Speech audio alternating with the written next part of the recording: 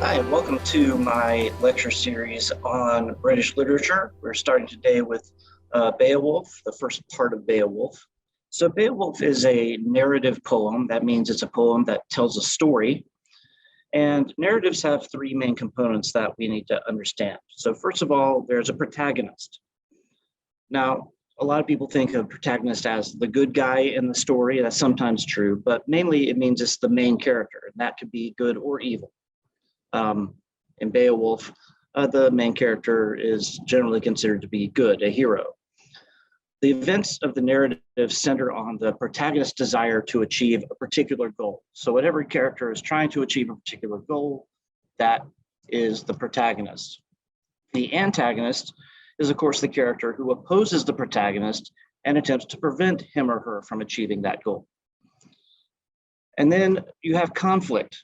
That's basically the struggle that occurs between the protagonist, who's attempting to achieve a goal, and the antagonist, who's attempting to prevent the protagonist from succeeding.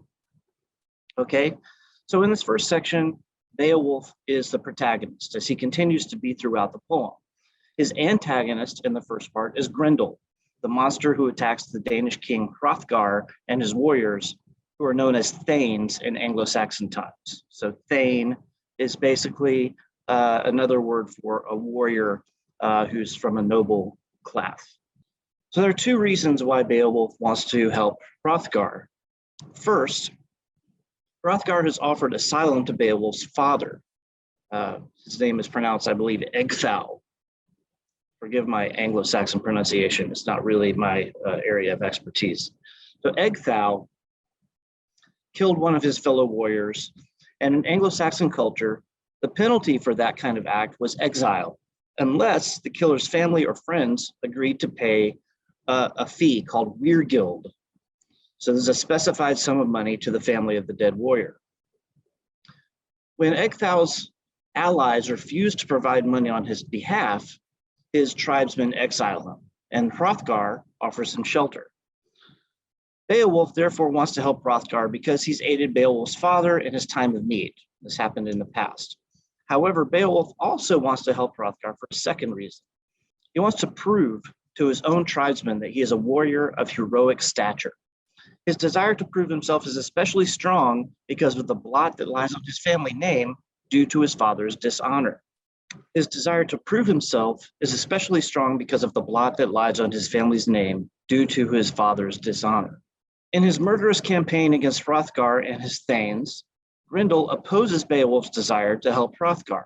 As Beowulf's antagonist, Grendel also has reasons for his attacks on Hrothgar. He is depicted as a descendant of the biblical Cain. In Genesis, Cain is exiled from human society because he kills his brother Abel. Like his ancestor Cain, the monster Grendel is not allowed to associate with humans. His isolation is the opposite of comitatus, the ideal of tribal solidarity that is so characteristic of Anglo-Saxon culture. In his isolation, Grendel is enraged by the sound of Hrothgar and his Thanes joyously celebrating in the mead hall, Herod, and so he retaliates with acts of murderous violence. And we can see in this poem that pagan and Christian religious formulas are combined in this poem because you see references to Anglo-Saxon belief in fate, as well as allusions to the Bible. Originally, when this story was just told orally, most of those biblical allusions, or maybe none of those biblical allusions, would have been there. That was most likely added when the story was written down by Christian monks at a later time. So the conflict between Beowulf and Grendel is the basis for the epic quality of Beowulf. An epic is a heroic narrative that presents a heroic protagonist who performs heroic events that are described in heroic language. Beowulf is clearly a heroic protagonist. He possesses great intelligence and strength. His intelligence is evident in the eloquent speech that he delivers upon arriving at Herod, in his rebuttal of Unferth's charge that he has lost his swimming match with Breca, and in the articulate boast that he utters to assure Hrothgar that he will deliver him from Grendel. Evident in the account of his swimming match with Breca, Beowulf's strength is even more apparent when he vanquishes Grendel in unarmed hand-to-hand combat. In response to Beowulf's victory, Hrothgar and his court respond with lavish generosity.